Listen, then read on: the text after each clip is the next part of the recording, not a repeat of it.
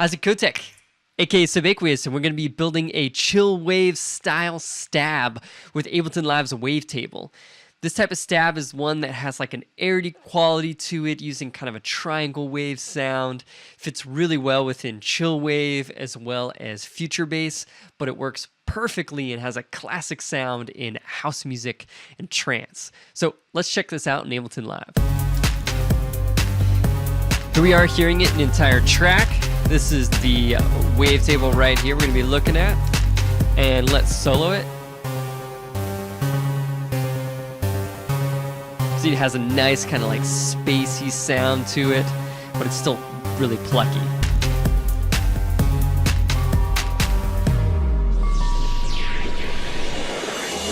Awesome, so we're going to be building this from scratch DIY style. I'm going to take you through setting up the parameters and everything. If you want, you can download this and a bunch of other wavetable presets as a part of a demo pack I have. Link is in the description. And let's start building this thing in live. Awesome, so here we are. We got all these things set up, and instead of walking through it, I'm actually going to build it from scratch. So I'm just going to delete that, and we're going to go over into Instruments, Wavetable. Drag in a blank one. Now, if you've watched a few of these videos, I've got a whole bunch on Wavetable presets, how to build them. You'll probably be used to me starting with the oscillators over here. Then I'll be looking at the filter and envelopes and probably finishing up with anything over here, the unison, stuff like that. I just think it's a logical progression that really helps me get the sound that I'm looking for. I also have this echo effect right here. I'm just going to turn it off for now because that really helps add something to the sound.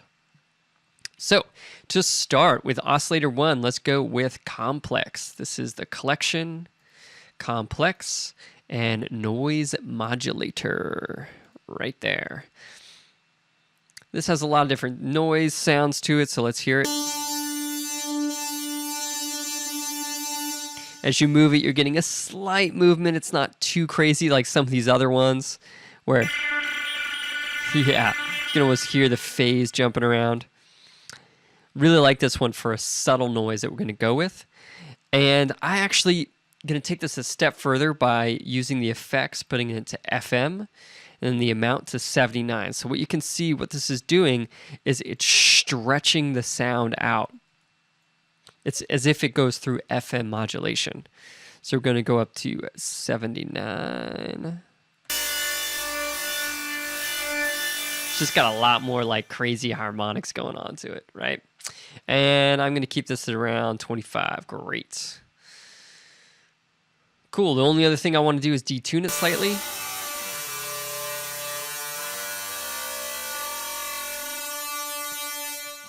Let's turn on oscillator 2, and I am going to go with vintage. Bam, sloppy wave, sloppy saw, sorry. I don't know what makes it sloppy, so to speak, but this is a great preset. It's a great wavetable. Just slight movement happening here in the oscillator, but I'm also going to put on the effects by going with classic and then moving the pulse width amount. You'll see what it's doing is it's kind of shrinking that first part of the wave and increasing just, I guess, a flat line, which changes the quality a bit. And then we're going to put this to around 57.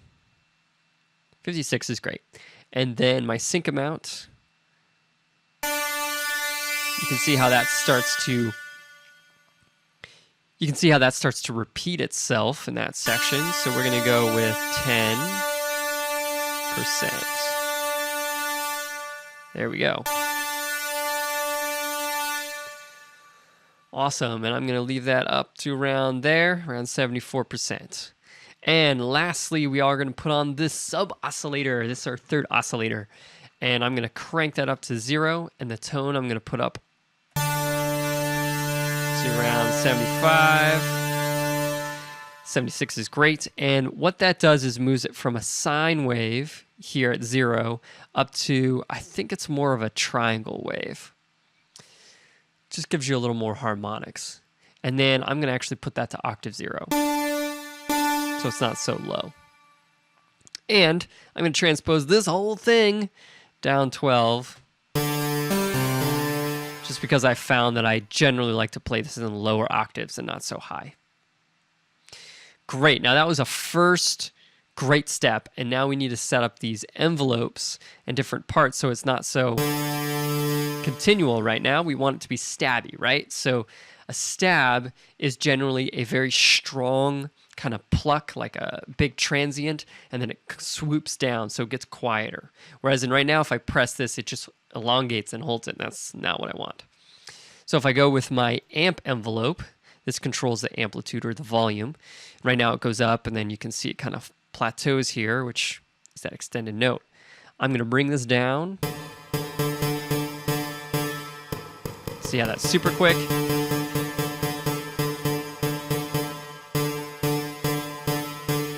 Great. Now I'm going to do a few other things. I'm going to go into my envelope 2. I'm going to make this one super quick. Right now it's not connected to anything, so it's not doing anything. Let's open up, bam, the bigger size, because then we can see a lot more going on here. And I'm going to click on this envelope, and then I can start mapping it to things like oscillator position 1. Let's map it to that. You can see it. It jumps up and comes back down. And then I'm also going to map it to oscillator 2 position, just so we're getting some movement going on here. And more importantly, I'm going to map this to the filter 1 frequency. So if I kind of see how I'm still kind of getting that click sound at the beginning, it's because this is like, it's as if the filter's up here, and then because of this envelope, it moves down really quick. So you get like an initial transient, which is really important for what we're going through here. And then let's look at the LFOs. Now with LFO 1, I'm going to set it to triangle, and we're going to change this to a note value instead of a hertz value. And that way I can set this to 1/3. There we go. And I'm also going to change the shape slightly. Oops. Oh, my bad. I'm actually going to go with the sine wave and change the shape to be more like a square wave, not the other way around. I'm going to map this guy, this LFO, to not only my position, but also my panning. So on my oscillator position 1, I'm going to bring this up to 11. So we just got a little bit more movement happening there. But I'm also going to do it with the panning. So if I map it to that, it just creates a movement back and forth, gives it a little more interest. Awesome. And then I'm also going to put my LFO 2. I'm going to set that to a square wave. I'm going to change the shape. You can get some really funky, cool shapes here. I'm also going to put that into a set time. We're going to go with 3/16, so really off kind of number. And then I'm going to map this to my pan position for oscillator 2. So now basically they're both panning in a unique way that just gives it a little bit more interest. Then next up, let's go over to the unison. This is really going to fill out the sound and make it sound kind of fuller. We're going to go with shimmer. And the voice is up to 6.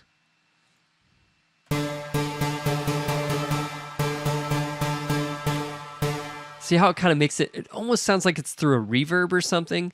It just makes it seem less upfront to me, and it makes it seem a little bit bigger. It fills up the space a little bit more. I just like that because sometimes I don't want it to be so plucky and so obvious that it was only like an oscillator or 2 right in the middle, because the unison is making different versions of the same oscillator with different pitching and phasing to make it sound bigger. And a big part of this is using echo. Let's turn that on. Gives it that kind of cool analog sound. Now you can see these settings here. We have the gate, just a little bit of a gate and a little bit of ducking. Got some noise going on, as well as a teeny bit of wobble. You can just go ahead and add that by going over to your audio effects boom, boom, echo, and drag it in. And then you can set those settings up. I'm not going to go too deep into that one because you can kind of play around with it, see what fits your track the best. But I found 1/32 right here, dotted at 33%, as well as some gating and ducking really gave me the sound I was looking for. Great, there you go. That is making this sweet stab sound in Ableton Live's Wavetable. Also, I've been using this snap thing of late. I really like it. Every time I see it, it makes me super happy. I'd love to hear your comments below. Just, you know, if you like it, if you think it's stupid or campy, whatever. It feels strange inviting the haters. Generally, you don't try to invite them, but whatever. I'm interested in hearing your thoughts. I'm going to have a lot more videos like this, so make sure you subscribe to the channel if you want to see more DIY videos on using Ableton Live's Wavetable, as well as I've got some Wavetable 101 and advanced features I'm going to go over soon to kind of teach you some basics. I've got links in the description to not only a free download of a bunch of wavetables, as well as the advanced, huge version of this for essential house presets, as well as a course that I created with Beat Drop on Ableton Live's Wavetable. It's 1 hour. It goes through everything you need to know around the synth. Check it out below. And until next time, have fun with the sound and see you again.